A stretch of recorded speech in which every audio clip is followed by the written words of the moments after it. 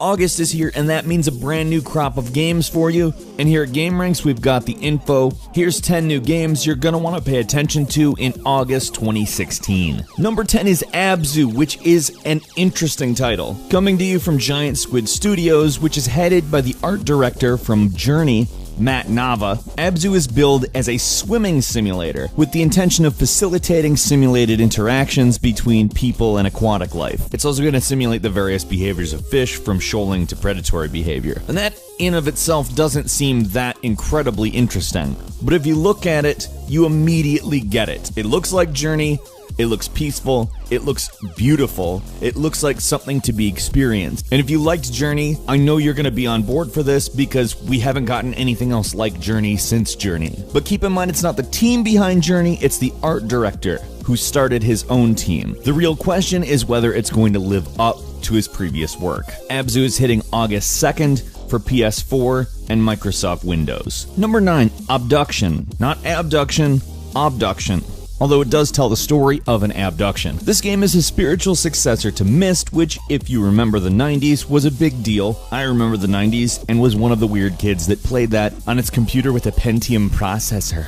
Ooh. But besides just the nostalgic element of having Myst attached to it in some way, this game looks otherworldly and very interesting and follows the path of a character who's traveling an alien world that contains elements of their own personal life. You'll be solving puzzles and attempting to get back home, obviously. When you see it, you will be reminded of Myst. The style is unmistakable, but at the same time, it's going to feature traditional first-person navigation for the people who much prefer that, as well as the point-and-click style of old-school Myst. Abduction is coming out August 22nd for PC and Mac and will have support for the Oculus Rift. Number 8, Brutal. Brutal is a dungeon crawler, and it might sound very traditional from its description, but from looking at it, you can tell it's got a very distinctive art style, which is actually made up of ASCII symbols. This is really clever because between the character classes of warriors and wizards, augmented with a very 80s aesthetic that has been updated in 2016, it magically brings in this really nostalgic feeling that you might not even be aware of really why you're getting. It's a dungeon crawler, it's going to have local co-op, and a dungeon creator mode, and as long as the gameplay proves to be good, frankly, this looks like a really freaking cool addition to PlayStation's lineup. Number 7, Grow Up is a sequel to Grow Home, which came out last year and was a really great platformer. Grow Up is being promised as a development that is significantly less linear and provides you with an environment with no boundaries. The goals remain the same, but the gameplay has evolved significantly. Now, if you played Grow Home, you know it's a great game, really unique and stylized. I'm excited for a sequel to it, and I think it's one that probably a lot of people will enjoy.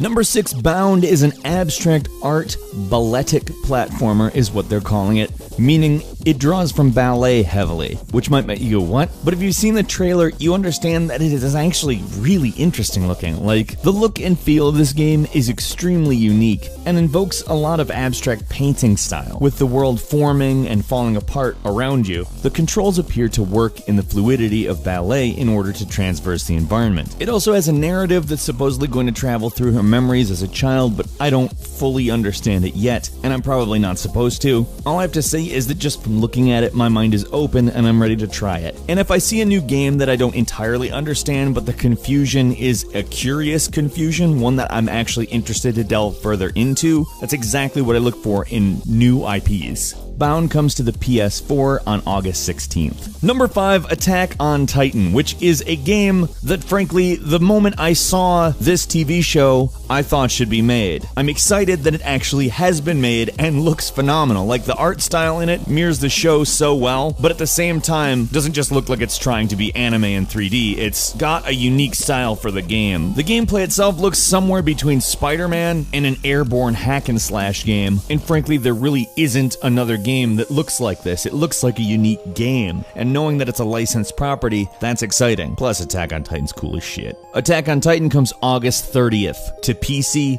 PS4, Xbox One, PS3, and PS Vita. Number 4, Batman: The Telltale Series. This shouldn't really require a massive amount of explanation, but it's worth saying that it looks really, really good. First off, the art style is a little bit above what we typically expect from Telltale games, which is exciting because their art is very stylized and I like it a lot. So to see it ramp up a little bit, I'm excited. It also introduces a new crowd play mode, and you can play majority rules choices at all the story points. People who like the convergence of TV and video games that is Telltale Games' various series should be excited for this because it really feels like it's kind of the same meet at my house and watch TV type vibe, except for now we have decisions. Everybody can go into it and have an effect on the game. Considering that Telltale's very good at telling stories, that's very exciting. Plus, it's Batman. How can you really go wrong that way? Batman: The Telltale Series Episode 1 hits PC, PS4, Xbox One, PS3, Xbox 360, and mobile platforms on August 2nd. Number 3, World of Warcraft Legion, which is the 6th expansion. It's going to raise the level cap from 100 to 110 and makes a number of changes to the PvP stuff. There's an honor system that unlocks various talents and separate abilities that are only available in PvP play. The transmogrification system has reached 2.0, allows for expanded customization of player appearance, and the story takes place after the last expansion, Worlds of Draenor. There's also some changes to existing classes as well as the Demon Hunter being added as a new class. If you play World of Warcraft at all, you basically don't need to be told